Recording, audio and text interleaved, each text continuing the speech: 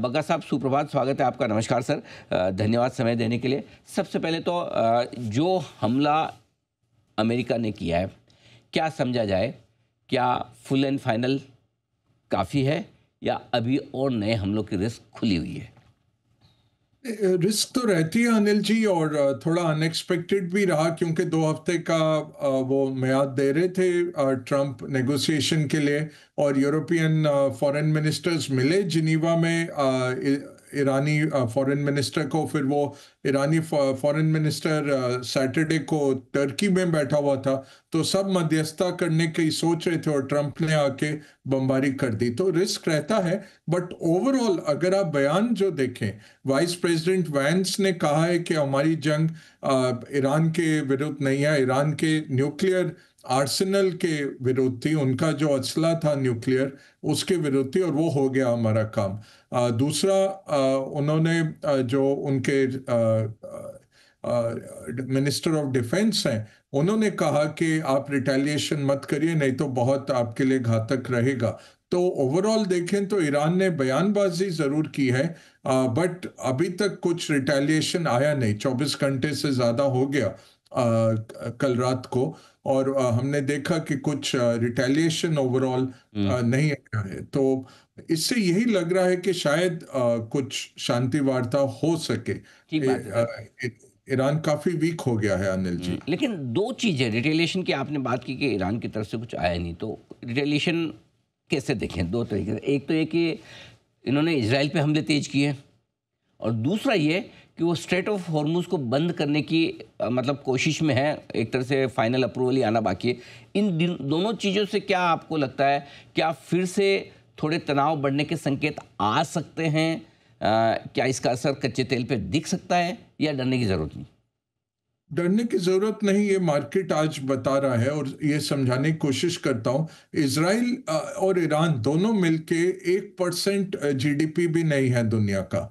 तो अगर इन दोनों में होता और ये कहीं अंटार्कटिका वगैरह में बैठे होते, दो देश होते, मार्केट्स विचलित नहीं हो रहे होते। क्यों मार्केट्स विचलित हो रहे हैं? वो आपके सवाल का पहला पक्ष के स्ट्रेट ऑफ हॉर्मुज़ को कंट्रोल करता है ईरान, और वो बहुत ही नैरो है। 21 मील पे आ जाता है, सबसे नैरो उसके पार्ट पर। तो अब उसमें 3 तरह से ईरान इसको रोक सकता है। एक तो वो कर ही रहे हैं कि वो जीपीएस को जैमिंग कर रहे हैं। तो हमने देखा पिछले हफ्ते 2 टैंकर आपस में टकरा गए। नेविगेशन के लिए जीपीएस यूज करते हैं टैंकर वाले भी, वो उसको ओवरराइड कर सकते हैं। पुराने जो पायलट होते थे जो शिप्स को ऐसे बंदरगाह में लाते थे और निकालते थे, स्पेशली जब बहुत ही नैरो है और ये बड़े बड़े टैंकर हैं, 50,000 टन 1.5 लाख टन के टैंकर होते हैं, वो वैसे 2 टैंकर आपस में टकरा गए क्योंकि जीपीएस जैमिंग ईरान कर रहा था। तो एक तो वो जीपीएस जैमिंग करेंगे जिससे नेविगेशन मुश्किल हो जाता है। दूसरा, वो आर्टिलरी शेलिंग कर सकते हैं। तो बंदर अब्बास उनका बंदरगाह है जो इसको ओवरलुक करता है, उससे वो आर्टिलरी शेलिंग कर सकते हैं। बट वो तो देखा, एक मिसाइल आई और आर्टिलरी खत्म, तो वो ज्यादा नहीं है। तीसरा, माइंस बिछाए जा सकते हैं। ये माइंस बिछा सकते हैं। 20 माइन स्वीपिंग शिप्स अभी इंडियन ओशन में खड़े हुए हैं इंटरनेशनल वाटर्स में, बहुत सारे कंट्रीज के, क्योंकि लगभग 20 मिलियन बैरल दिन का इस नैरो स्ट्रिप से जा रहा है अनिल जी। तो कोई देश चाहेगा नहीं कि ये 20 मिलियन निकल जाए और ईरानी ऐसे दुष्कर्म के कारण ये दुनिया को उपलब्ध ना हो। चौथा, ये कर सकते हैं कि इनकी नेवी अगर अटैक करे टैंकर्स को, तो टैंकर्स आने बंद हो जाएं। जो हुतीस ने बहुत अपनी क्षमता दिखाई रेड सी में, बहुत ऐसा नहीं है कि हुतीस बहुत बड़ी सेना है, बट उनके पास ईरान के दिए हुए मिसाइल थे, उसके कब्जे से उन्होंने काफी कोहराम मचाया रेड सी में। फिर अमेरिका ने उनके साथ एक करार किया 2 महीने पहले, तो थोड़ा रेड सी का शिपिंग फिर से शुरू हुआ। तो अगर इनके पास 25 सबमरीन्स हैं, काफी सारे फ्रिगेट्स और डिस्ट्रॉयर्स हैं, वो अगर कोशिश करते हैं तो ये 4 तरीके से कर सकते हैं। होगा नहीं, क्योंकि 1980 के दशक में जब इराक के साथ इनका युद्ध भी हुआ था, तब भी दोनों ने नहीं किया। दूसरा, ये सारे अपने अरब जो नेबर्स हैं उनको अपसेट करेंगे अगर वहाँ वो स्ट्रेट ऑफ हॉर्मुज बंद करते हैं। तीसरा, ये सिनेरियो फोरकास्ट में चीन से लेकर भारत से लेकर अमेरिका सब ने ये सिनेरियो देखा हुआ है कि अगर ईरान करेगा, ये 4 तरीके हैं ईरान के, इसको कैसे टेक आउट करना है। इवन चाइना इसमें शामिल हो जाएगा क्योंकि 15% चाइना का जो तेल है वो ईरान से आ रहा है अनऑफिशियली, और बहुत बड़ा परसेंट 60% चाइना का तेल गल्फ से आता है। हमारे लिए 55% तक है। 130 बिलियन जो हम क्रूड ऑयल करते हैं आयात, उसमें से अब 60 बिलियन तक तो रशिया से आ रहा है, और इराक और सऊदी से हम 50 उठा रहे हैं, 50 बिलियन साल का। तो हमारे लिए भी बहुत अहम है। तो ये नेवीज छोड़ेंगे नहीं, उसको बंद होना छोड़ेंगे नहीं, और तैनात हो जाएंगे नेवीज, साथ में बमबारी और अमेरिका और इजराइल करेंगे। तो लगता नहीं कि ये स्ट्रेट ऑफ हॉर्मुज बंद किया जाएगा, अनिल जी। हमले करने के बावजूद कच्चा तेल न तो उछला है, न सोने में कोई तेजी है, और बिटकॉइन भी आजकल कई बार उसको भी आजकल लोग सेफ इन्वेस्टमेंट मानने लगे, कैसे क्यों पता नहीं, लेकिन वो भी सर ठंडा ही $1 लाख के आसपास है। ये सब क्या हो रहा है? जी अनिल जी, देखें तो 10 दिन मिल चुके थे मार्केट को, तो ये फैक्टर इन हो गया काफी हद तक। सोना तो पहले ही चल गया था, और सोना अभी देखें तो दुनिया का सेकंड रिजर्व करेंसी बन गया, यूरो को टेक ओवर कर गया है सोना।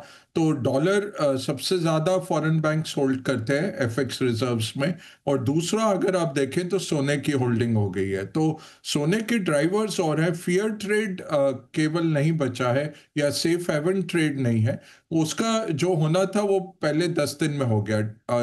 तेल की अगर आप चाल देखें, तो जब 13 तारीख, शुक्रवार 13 तारीख को जब हमला हुआ इसराइल का, तो तेल उछल गया था, 13 से 15% तेल ऊपर गया था, और वहां से फिर नीचे धीरे धीरे नीचे आ रहा था। तो वो जो रिस्क प्रीमिया तेल में $10 का आ गया था एकदम से, मार्केट ने डिस्काउंट कर दिया था। अब कल डर यही था कि ईरान रिटेलिएट कैसे करेगा। अभी रिटेलिएशन आई नहीं। एक तो उनके जो टॉप 15 मिलिट्री के ऑफिशियल्स हैं वो सब टेक आउट कर लिए गए हैं इसराइल द्वारा। तो अभी नई उनके जनरल्स आए हैं, तो हो सकता है उनको टाइम लग रहा है सोचने में। दूसरा है कि काफ़ी उनकी मिलिट्री की जो ऑप्शंस हैं वो डिग्रेड हो गई हैं। इसराइल ने एयर डिफेंस तो उनका लगभग नष्ट कर दिया। इजरायली प्लेन अब जैसे चाहे उड़ान भर रहे हैं ईरानी एयर स्पेस में, तो उनके पास ज़्यादा विकल्प ना हो। तो यही है कि अब इनको एक कोने में ना खदेड़ा जाए, क्योंकि फिर वो लैश आउट कर सकते हैं, फिर वो कुछ इलॉजिकल स्ट्रेट ऑफ हॉर्मुज में कर सकते हैं। उसको अवॉइड करने के लिए एक फेस सेविंग सोल्यूशन हो अगर, और आपस में करार हो जाए, तो वो बेस्ट केस सिनेरियो है। वो एंड गेम अभी पता नहीं किसी को कि कहाँ नेतन्याहू रुकना चाहेंगे, कहाँ ट्रंप रुकना चाहते हैं, वो किसी को पता नहीं। ईरान, ये नहीं है कि ईरान का रेजिम चेंज हो जाएगा, तख्ता नहीं पलट सकते आप जब तक आप बूट्स ऑन ग्राउंड ना करें, जब तक आपकी सेना एंटर ना करे। एयर से आप तख्ता नहीं पलट सकते अनलेस आपकी उधर रेवोल्यूशनरी बैठे हों, वो तो है नहीं। अवाम तो त्रासित है अवाम, बट आम नहीं है अवाम उधर ईरान में। तो आपको तख्ता पलटते तो नहीं दिखेगा, रेजिम चेंज नहीं हो रहा है। तो एंड गेम क्या है? अब आपने अगर उनके न्यूक्लियर तबाह कर दिए हैं, उनको बहुत वीकन कर दिया है, तो उनको फेस सेविंग देके आप धीरे से लेके आए दुनिया में वापस के, आप ये कंटिन्यू रखेंगे? आई थिंक ये सबसे अहम सवाल है। मार्केट ने बोल दिया है आज कि ज्यादातर हो चुका है, जो बर्बादी होनी थी हो गई, और यहां से बेहतर आउटकम आने चाहिए। गल्फ के मार्केट ऊपर थे, संडे को इसराइल का मार्केट ऊपर था, और सवेरे भी आज मैंने देखा हेडलाइन एक वायर हाउस दे रहा था, एशियन मार्केट्स प्लंज, और बड़ी तेजी से गिरे एशियन मार्केट। मैंने देखा फिर खोल के सारे 0.6 0.7% था। चाइना हांगकांग एक्चुअली पॉजिटिव में खुला। तो ये कोई प्लंज तो नहीं था, ये नॉर्मल डिक्लाइन था। एक आध ट्रंप के ट्वीट पे ही इतना 0.5 0.7% मार्केट्स घूम जाते हैं। तो इतनी बड़ी बमबारी पे इतना स्लो मार्केट का रिएक्शन या कम, ये यही दर्शा रहा है मार्केट ने फैक्टर इन कर लिया था, हल्के मार्केट थे, तो कोई रिवर्सल पोजीशन थी नहीं इतनी बेचने वाली, और मार्केट डिस्काउंट करके आगे बढ़ रहा था। बगा साहब, अभी तक तो जितना हो गया हो गया। अब आगे बाजार के लिहाज से जो कुछ भी है, ईरान, इजराइल, अमेरिका और थोड़ा थोड़ा जो रशिया और चीन की एंट्री की संभावना है जो इनडायरेक्टली दिख रही है, अब हमें किन किन चीज़ों पे ख़ास तौर से नज़र रखनी है जो हमारे लिए बाजार के डायरेक्शन के लिहाज से सबसे इम्पोर्टेंट होगी? देखिए, एक तो है कि किस तरह से आपका क्रूड ऑयल कैसे बिहेव कर रहा है, क्योंकि सोना हमने देखा है कि आज नहीं चला सेफ हेवन के तौर पे, डॉलर भी थोड़ा सा बढ़ा था बट फिर हमने देखा नहीं बढ़ा, तो मार्केट इतना अब रिस्क देख नहीं रहा है। बट तेल आपको बता देगा, तो तेल की कीमत पे नज़र रखिए, वो हमें एक अच्छा इंडिकेटर दे देगा क्या हो रहा है। दूसरी जो खबर निकल के आ रही है कि अमेरिकी डिप्लोमेट्स ने ईरान को कहा कि ये वन ऑफ एक्शन था हमारा, इसके बाद अमेरिका इसमें और एक्टिवली हस्तक्षेप नहीं करेगा, बट आप रिटेलिएट मत करिए। अगर आप रिटेलिएट करेंगे तो हमें विवशता होगी कि और हम फिर एक्शन ले सकते हैं। तो यही अमेरिका ने रशिया और चाइना को भी बताया है कि देखिए, हमने सिर्फ ये न्यूक्लियर प्लांट्स पे हमला किया है, बाकी हम युद्ध में नहीं पड़ने वाले, ना हमारा कोई मंशा है ये रीजनल वॉर में पड़ने की। तो चाइना और रशिया भी साइड पे ही बैठे हैं। ये ज़रूर है कि ईरानी फॉरेन मिनिस्टर आज रशिया जा रहे हैं, बट ईरान रशिया को ड्रोन्स दे रहा था, तो ऐसा नहीं है कि रशिया उनको कुछ दे देगा। हाँ, नॉर्थ कोरिया में जो सज्जन बैठे हुए हैं जो अपनी ही ऑल्टरनेट यूनिवर्स में रहते हैं, उन्होंने कहा है कि मैं न्यूक्लियर बम दे दूंगा ईरान को। न्यूक्लियर बम ऐसा नहीं है कि आप झोले में डाल के भिजवा दें उसको यूपीएस का पार्सल करके, तो बट यही दर्शाता है कि अगर है आपके पास न्यूक्लियर आर्सेनल तो आप महफूज हैं। तो वो सज्जन ज़रूर थोड़ा सा बातचीत किए, बट ऐसा नहीं है कि अमेरिका ये होने देगा कि ईरान के पास न्यूक्लियर बम पहुंच जाए। तो ओवरऑल लग रहा है कि यहाँ से अब एक शांति वार्ता होनी चाहिए, बट ये सब डिपेंड करेगा नेतान्याहू क्या चाहते हैं। क्या वो और इसमें करेंगे।